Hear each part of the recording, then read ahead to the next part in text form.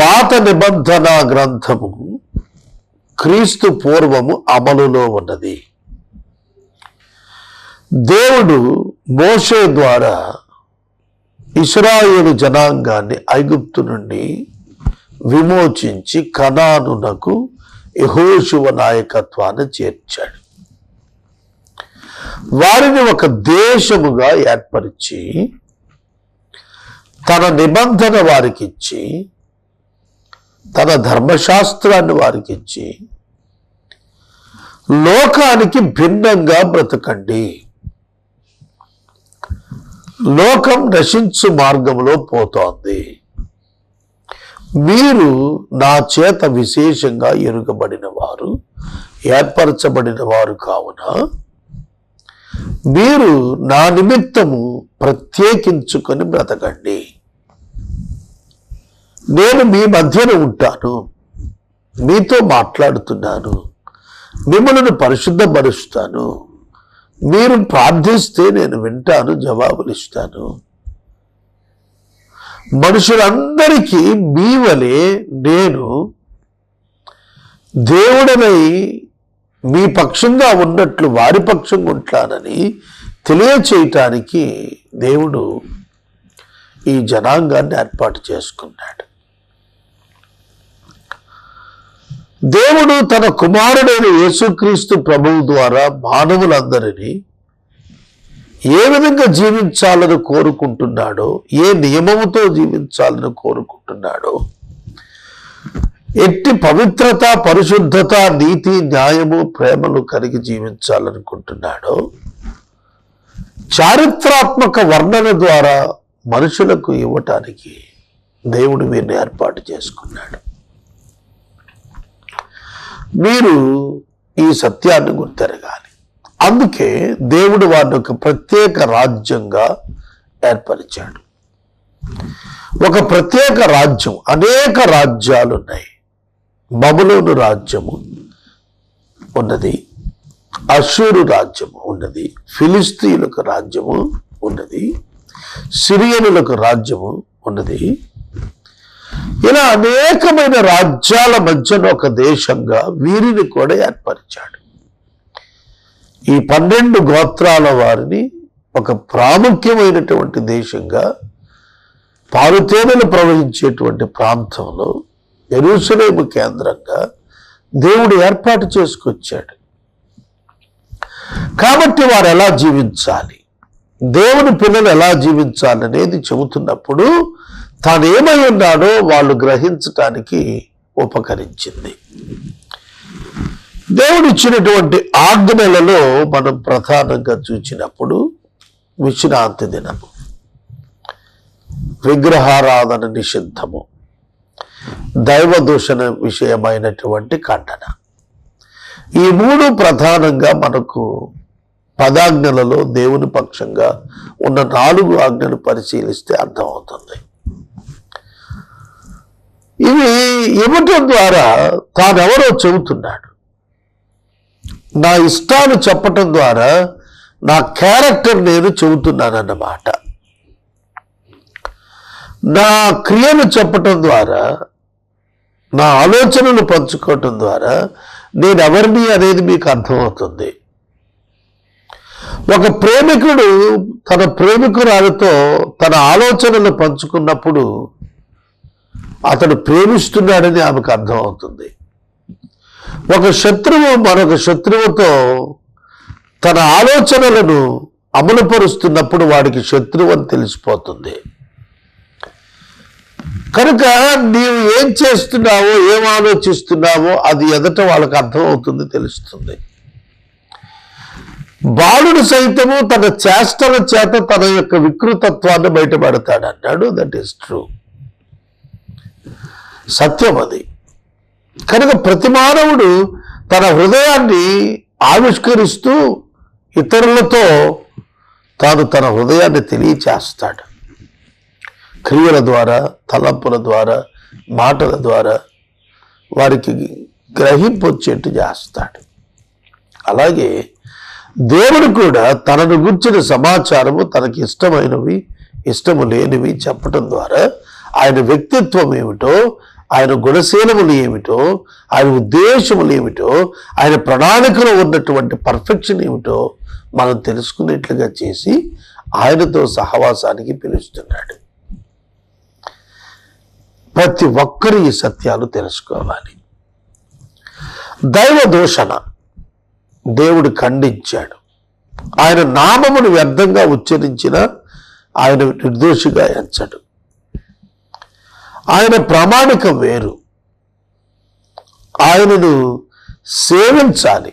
పూర్ణాత్మతో, పూర్ణబలంతో, పూర్ణశక్తితో, పూర్ణ వివేకంతో సేవించి వెంబడించాలి తప్ప ఆయన దూషించరాదు, ఆయనను తోలనాడరాదు, ఆయనను శపించరాదు. అట్టివాడు జనులలో నుండి మరణానికి అప్పగించబడతాడు, కొట్టివేయబడాలి. చూడండి, ఇప్పుడు మనుషులలో కూడా ఉరి శిక్ష ఉన్నది. ఎందుకు ఉరి తీస్తారు? ఉరి తీసేటువంటి అధికారం వారి చేతులు ఎందుకు ఉంచుకుంది ప్రభుత్వం, న్యాయస్థానాలు? ఉరి భయం కలుగుతుంది. మనకు చాలా తక్కువ ఉరి శిక్షలు.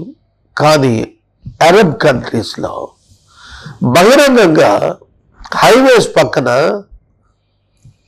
ఉరికోయలు వేలాడదీసి వ్యభిచరించిన వారిని, దొంగతనం చేసిన వారిని చంపేస్తారు.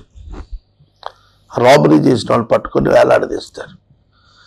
2 to 3 days ఆ బాడీస్ అట్లా వేలాడుతూనే ఉంటాయి. కోల్డ్ చికెన్ సెంటర్స్లో ఎట్లా తలలు కట్టి వేలాడదీస్తారో పబ్లిక్ డిస్ప్లే, అట్లా మనుషులు వేలాడదీసేస్తారు. ఎందుకంటే వాళ్ళు వ్యభిచారం చేశారనో, దొంగతనం చేశారనో, నరహంతకులను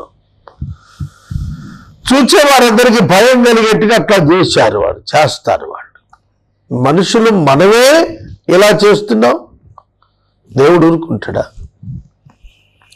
కనుక దేవుడు పాపాన్ని ఖండిస్తున్నాడు, పాపిని ప్రేమిస్తున్నాడు. ఇది తెలుసుకోవాలి మనం. అందుకే దైవ దూషణ ఆయన నేరంగా ఇచ్చాడు, రాళ్లతో కొట్టి చంపేయమన్నాడు. మరొకటి సాహసం చేయకూడదు దైవ దూషణ చేయడానికి. ప్రియమైన దేవుని బిడ్డలారా, దేవుడు తన నామము అపవిత్రపరిస్తే ఆయన సహించడు. అది మనం తెలుసుకోవాలి. తర్వాత తాను విశ్రాంతి దినం పరిశుద్ధపరిచాడు, అది ఆచరించి తీరాలి అంతే. దాని నియమాలు ఇచ్చాడు, వాటి ప్రకారమే పోవాలి. తర్వాత విగ్రహ ఆరాధన గురించిన ఖండనిచ్చాడు. విగ్రహాన్ని విశ్వాసులు పెట్టుకోకూడదు. వారికి ప్రత్యక్షత ఉన్నది. దైవ ప్రత్యక్షత కలిగిన వాడు విగ్రహంతో పని ఏమిటి? విశ్వాసంతోనే పని. కనుక విగ్రహం నిషేధించాడు. ఇలా మనం లేవీకాండంలో చూస్తున్నప్పుడు తాను సజీవుడైన దేవుడు, అందుబాటులో ఉన్న దేవుడు, వారి మధ్య నివసించిన దేవుడు, వారికి తెలిసిన దేవుడు, వారు తెలిసిన దేవుడు. కాబట్టి విగ్రహం వద్దన్నాడు. విగ్రహం పెట్టలేదు వాళ్ళు, పెట్టకూడదు వాళ్ళు. తర్వాత కొన్ని పండుగలు ఇచ్చాడు వాళ్ళకి. ప్రధానంగా 3 పెద్ద పండుగల్లో పురుషులందరూ దేవాలయంలో కనపడాలని నియమం పెట్టించాడు. దాని ద్వారా ఒక ఆధ్యాత్మిక వ్యవస్థ దేవుడు ఇజ్రాయేలు దేశంలో ఏర్పాటు చేశాడు. ఒక స్పిరిచువల్ సిస్టమ్ బిల్డ్ చేశాడు. దానితో వారు పాపానికి దూరంగా ఆధ్యాత్మికతకు దగ్గరవటానికి అవకాశం కలిగింది. ఆ పండుగలు ఎలా నిర్వర్తించాలో, ఆ పండుగలకు ఏమేమి అర్పణలు తేవాలో, వాటి నియామకాలు, ఎన్ని దినాలు, వాటిలో ఎవరెవరు ఏమి చేయాలో, వాటి వల్ల కలిగేటువంటి లాభాలేమో చెప్పినప్పుడు దేవుడు ఆ జనానికి ఆ పండుగలు ఇచ్చినప్పుడు అవన్నీ కూడా సువార్తలు ఎలా కంప్లీట్ అవుతాయో వారి ముందు విశదపరిచాడు. తరువాత ఆరాధనా క్రమాలు, బలులు, నైవేద్యం ఇవి పెట్టేప్పుడు యాజకులు ఎట్లుండాలి, కామన్ పీపుల్ ఎట్లుండాలి, వారి పాపాన్ని వాళ్ళు తెలుసుకొని దేవుని యొద్దకు ఎట్లా రావాలి, దేవుడు చేసిన మేలులకు కృతజ్ఞత ఎట్లా చాటాలి, ఇది తెలియజేసేందుకు ఆరాధనా క్రమము, ఆధ్యాత్మిక జీవిత విధి విధానము దేవుడు ఏర్పాటు చేశాడు. లేవ్యకాండములు ఇవన్నీ కూడా స్పష్టముగా వ్రాయబడ్డాయి. బలులు ఇచ్చినప్పుడు యాజకులు ఏ విధంగా వాటిని ప్రజల కొరకు సమర్పించాలి, ప్రజలు ఏ విధంగా బలులను తీసుకుని రావాలి, తమ పాప క్షమాపణ కొరకు వారు దేవుని ఎదుట ఏ విధంగా బ్రతిమలాడాలి, ఇవన్నీ కూడా తెలియచేసినప్పుడు ఈ దేవుడు ఎవరు అనేది మనకు అర్థమవుతుంది. ఆయన పాపాన్ని ఖండించేవాడని, సహించని వాడని మనకు అర్థం అవుతుంది. తదుపరి విశ్వాసుల యొక్క జీవన సరళి ఏ విధంగా ఉండాలి, విశ్వాసుల యొక్క విధులు, జీవితము, జీవన విధానము, శైలి, సరళి ఏ విధంగా ఉండాలి, యాజకుల యొక్క జీవితము, జీవన శైలి, విధానము ఏ విధంగా ఉండాలి స్పష్టంగా నేర్పించాడు. ఏ మోడల్ హ్యూమన్ బీయింగ్, ఒక మాదిరికరమైన మానవుడిగా ఎలా బ్రతకాలో దేవుడు యూదులకు తెలియజేశాడు, ఇజ్రాయేలునకు తెలియజేశాడు. ఒక పర్ఫెక్ట్ కంప్లీట్ మ్యాన్ ఎట్లా ఉండాలో అట్లా ఉండటం నేర్పించాడు. ఇలా చేయటం ద్వారా దేవుడు ఒక కంప్లీట్ గాడ్గా మనకు అర్థం అవుతాడు. హెచ్చరిక ఇవ్వకుండా ఎవరికి ఎప్పుడైనా శిక్ష ఇయ్యలేదు.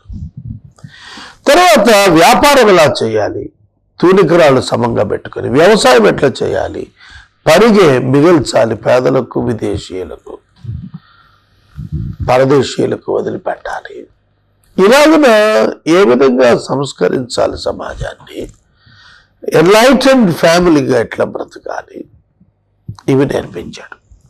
అన్ని ఆచారాలన్నింటినీ ఖండించుకుంటూ అపవిత్ర కార్యాలకు దూరంగా ఉంటూ దేవునికే సమర్పించుకునేటువంటి జీవితం జీవించవలసిన ఆవశ్యకతను గురించి వర్ణిస్తూ తాను పరిశుద్ధుడని దేవుడు తెలియజేసుకున్నాడు. పరిపాలన విధానాలు ఎంత క్లియర్ అండి బైబిల్. మోషే కాలంలో ఐగుప్తు నుంచి వచ్చిన వీరు యెహోషువ కాలంలో కనాను ప్రవేశం చేసిన ఇజ్రాయేలీలు సమూయేలు కాలంలో రాజ్య పరిపాలన పద్ధతి పొందారు. సమూయేలు కాలంలోనే రాజులను అభిషేకించడం జరిగింది. సౌలు రాజు, తదుపరి దావీదు, తదుపరి సొలొమోను. ఈ సౌలు రాజు ఏ విధంగా పతనం అయిపోయాడో, తన రాజ్యం ఏ విధంగా పతనం అయిపోయిందో స్పష్టంగా తెలుస్తుంది. వాటి యందు దేవుని పాత్ర ఏమిటో. కనుక how God reacts to the sin of a ruler or the character of the ruler, ఒక రాజు యొక్క ప్రవర్తన బట్టి దేవుడు ఎట్లా స్పందిస్తాడో, ఇవి లేవీకాండం తెలియచేస్తూ దేవుని మనసు నాయకత్వం పట్ల, దేవుని మనసు సాధారణ ప్రజల పట్ల ఏ విధమైన స్పష్టమైన వైఖరి కలిగిందో తెలియజేసినప్పుడు ఆ దేవుడు ఎంత పవిత్రుడో, పరిశుద్ధుడో, న్యాయవంతుడో మనకు అర్థమవుతుంది. తర్వాత పన్నుల విధానం, రీపేమెంట్స్, ఎన్ని విషయాలండి బైబిల్లో. వాటిని ఎలా ఇవ్వాలా, ఏ విధంగా జీవించాలా, సమాజంలో పవిత్రత ఎట్లా కాపాడాలా, సమాజంలో సహోదరత్వాన్ని ఎట్లా పెంచాలా, పరదేశుల పట్ల ఎట్లా జీవించాలా. దేవుని వాక్యం చాలా తేటగా ఈ విశేషాల మీద క్షుణ్ణంగా ధ్యానం ఇచ్చింది. పేదల పట్ల ఎట్లా, రోగుల పట్ల ఎట్లా, రక్త సంబంధికుల పట్ల ఎట్లా, నీ సోదరుల పోషణ పట్ల ఎట్లా, నీ సహోదరుల పట్ల ఎట్లా, ఇవన్నీ కూడాను దేవుడు బయలుపరచడం ద్వారా ప్రేమ, న్యాయము, నీతి, పరిశుద్ధత, ఈ అంశాలు, యథార్థత, ఇవన్నీ దేవుడు చాలా తేటగా ప్రజలకు నేర్పించాడు. తర్వాత కొన్ని శిక్షలు కూడా విచిత్రంగా ఉన్నాయి. చాలామంది అనుకుంటారు దేవుడు శిక్షించకూడదని. శిక్షించకపోతే దేవుడు ఎట్టవుతాడు? శిక్షించకపోతే శిక్ష ఖరారు చేయకపోతే న్యాయం గుర్తు ఎట్టవుతాడు? కనుక దేవుని యొక్క వాక్యము మనకు తెలియచేస్తుంది ఏమిటంటే, ఈ లోకములో దేవుని తెలుసుకొనదగిన విధానము బయలుపరచబడినది ప్రథమాన ఇజ్రాయేల్ జనాంగానికి. వారి మధ్యన తాను నివసించి వారు ఎలా బ్రతకాలో, వారు ఏ స్టాండర్డ్లో బ్రతకాలో, వారు ఎట్లుండాలో అవన్నీ నేర్పించుకుంటూ వచ్చాడు ఆయన. తద్వారా తాను ఏమై ఉన్నాడో ఆ ప్రజలకు అర్థమయ్యేట్లుగా చేశాడు. తర్వాత relationships and responsibilities written in the books. తౌరాత్, ఈ ధర్మశాస్త్రంలో రిలేషన్షిప్స్ అండ్ రెస్పాన్సిబిలిటీస్, తల్లిదండ్రుల పట్ల, అన్నదమ్ముల పట్ల, దూర బంధువుల పట్ల, రక్త సంబంధికుల పట్ల ఏ విధంగా మనం రెస్పాన్సిబిలిటీస్ ఉన్నాయి, ఏ విధంగా మనం రిలేషన్షిప్స్ని కలిగి ఉన్నాం, వాటిని ఎట్లా మెయింటైన్ చేయాలి, వాటి పవిత్రత ఎట్లా కాపాడుకోవాలి, వాటిల్లో ఆ బాధ్యతల్లో ఆయన నీతి కనిపిస్తుంది. ఆ బాధ్యతలు ఇవ్వటంలో నీతి కనిపిస్తుంది. ఆ సంబంధాన్ని కొనసాగించడంలో ఆయన న్యాయం కనిపిస్తుంది. సహోదరుడా, సహోదరి, దేవుడు నీతి కలిగినటువంటి వాడు. ఆయన నీతి చొప్పున జీవిస్తాడు. ఆయన నీతిని ఆభరణంగా ఇస్తున్నాడు. Bible is the book of relationships. Bible is the book of relationships. Excellent book అండి. సంబంధాలు, మానవ సంబంధాలు, హ్యూమన్ రిలేషన్షిప్స్. తర్వాత రెస్పాన్సిబిలిటీస్, మానవుడి యొక్క బాధ్యతలు. ఎంత అద్భుతం అండి. చట్టం ఎట్లా అమలులోకి వస్తుంది, చట్టాన్ని ఎట్లా ఇంప్లిమెంట్ చేయాలి, లైఫ్ని ఎట్లా లీడ్ చేయాలి, హోలీనెస్ ఎట్లా కాపాడుకోవాలి, వీటిని ప్రధానంగా మనం ఈ గ్రంథంలో దేవుని యొక్క ఆలోచనలు మనం ప్రస్ఫుటంగా తెలుసుకోగలుగుతాం. సహోదరుని ప్రేమించాలి, సహోదరుని పోషించాలి, సహోదరుని కొరకు పోటపడాలి, సహోదరుని విడిపించాలి, సహోదరుని విమోచించాలి. ఇవాళ ఈ సిస్టమ్ ఉందా? ఇవాళ అన్నదమ్ములు కలిసి ఉంటున్నారా? అందుకనే పాత నిబంధనలో చెప్పాడు, సహోదరులు ఐక్యతతో నివసించుట ఎంత మేలు, ఎంత మనోహరం. దేవుని వాక్యం యొక్క బ్యూటీ ఏమిటంటే, హౌ టు మెయింటైన్ రిలేషన్షిప్స్ అనేది చాలా క్లియర్గా ఇచ్చింది. తన సహోదరుని కుటుంబం పట్ల ఎట్లుండాలి, అతని భార్య పట్ల ఎట్లుండాలి, అతని బిడ్డల పట్ల ఎట్లుండాలి, అతని ఆస్తుల పట్ల మనం ఎట్లా ఉండాలి. నీ పొరుగువాని యొక్క గాడిద గోతులో పడితే విశ్రాంతి దినాన్ని దాన్ని బయటకు తీయవా, తీసి అతనికి అప్పగించవా? ఒకవేళ అతన్ని శత్రువైనా అప్పగిస్తాం కదా. నరుడు గాడిద కంటే శ్రేష్ఠుడు కాడా? కనుక దేవుని ప్రేమ అర్థం చేసుకుని దాని ప్రకారం జీవించడం మొదలు పెడితే ఎక్కడా కూడా అసౌకర్యం ఉండదు, ఎక్కడా తగు ఉండదు, ఎక్కడా ఘర్షణ ఉండదు. Love the people because God loved the people. దేవుడు ప్రజలు ప్రేమించాడు, మనుషుల్ని దేవుడు ప్రేమించాడు, మనం ప్రేమించాలి. ఆ తర్వాత సహోదరుల విషయంలోనే మనం ఎంతో రెస్పాన్సిబిలిటీ కలిగి ఉండాలి. యోసేపు తన సహోదరులందరి విషయంలో గొప్ప రెస్పాన్సిబిలిటీ కలిగి ఉన్నాడు. ఆ రెస్పాన్సిబిలిటీ అతడు నిర్వర్తించిన కారణంగా గణపరచబడ్డాడు. తర్వాత మనము మన యొక్క రక్త సంబంధికుల పట్ల ఎట్లా ఉండాలి, వారికి ముఖం తిప్పుకోకూడదు అన్నాడు. రక్త సంబంధికులకి ఎవరు మొహం తిప్పుకోకూడదు, వాళ్ళని ఆదరించాలి, వాటిని గౌరవించాలి. అలాగే డిఫరెంట్ ఏజెస్ ఉన్న మనుషుల పట్ల ఎట్లా, చిన్నలు పెద్దలను గౌరవించాలి, వారికి లేచి నిలబడి వందనాలు చెప్పి వాళ్ళని గుర్తించాలి. ఇవాళ వృద్ధులను గుర్తించేది ఎవరు పట్టించుకోరు. ఎంత మహోన్నతమైనటువంటి జ్ఞానం కలిగి పదవులు చేసిన వాడైనా వృద్ధాప్యం వచ్చేటప్పటికి అందరు నిర్లక్ష్యంలో పెడతారు. అది చాలా ఘోరమైన తప్పిదం. వారి అనుభవాలు, వారి యొక్క పనితీరు, వారి యొక్క ఎక్స్పీరియన్స్ ఎంతో మనకు ఉపయోగపడుతుంది. కనుక దేవుడు మానవుల పట్ల తాను నియమించినటువంటి విధులు, కట్టడలు, న్యాయములు, శాసనములు ఇవన్నీ కూడా best and better life lead చేయటానికి మనకు సహాయం అవుతాయి.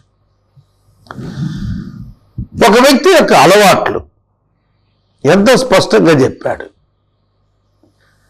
అలవాట్లలో, ఆచారాదులలో పర్ఫెక్షన్ అది చేయటం ద్వారా మన ఆరోగ్యం మెరుగుపడుతుంది. మన సొసైటీలో మన విలువలు భిన్నంగా గుర్తించబడతాయి. ఇదంతా దేవుడు చెప్పినదే. పరదేశుల పట్ల ఎట్లుండాలి, అన్యుల పట్ల ఎట్లుండాలి. అన్యులను వివాహం చేసుకోవద్దు అన్నాడు. ఎందుకంటే విగ్రహారాధన కుటుంబంలో తెచ్చి దేవుని యొక్క ఉగ్రతకు పాత్రలు చేస్తున్నారు ఏమో అని చెప్పి అన్యులకు దూరంగా ఉండమన్నాడు. పాత నిబంధన గ్రంథంలో దేవుడు ఏమని అర్థమవుతున్నాడంటే, తన ప్రజల కొరకు శ్రద్ధ తీసుకున్నటువంటి వాడు.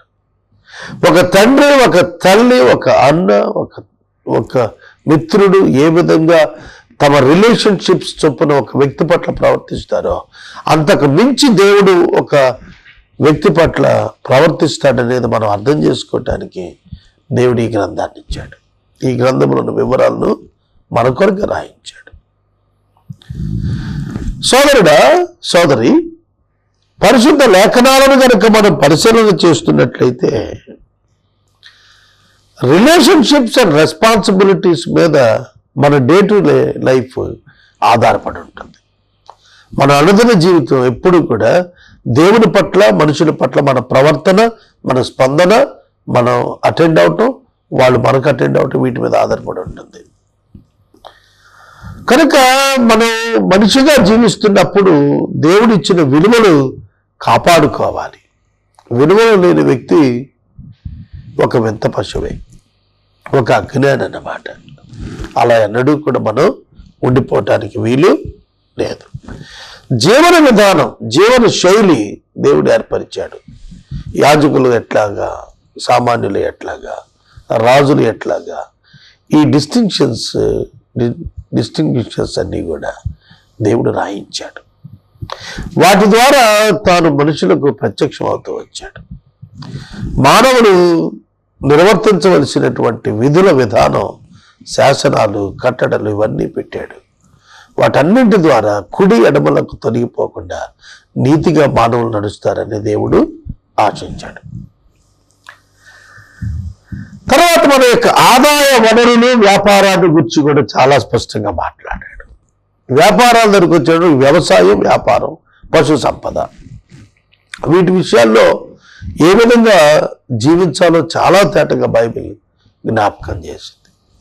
పశు సంపద, వ్యవసాయం ఆ దినాల్లో అత్యధికమైనటువంటిదిగా ఎంచబడింది. వ్యాపారం చేసిన వారు కూడా ఉన్నారు బైబిల్ గ్రంథాలు. వారి వ్యాపారాన్ని ఏ విధంగా న్యాయబద్ధంగా, ధర్మంగా, కల్తీ లేకుండా స్వచ్ఛంగా చేయాలో బైబిల్ చాలా తేటగా వారికి నేర్పించింది.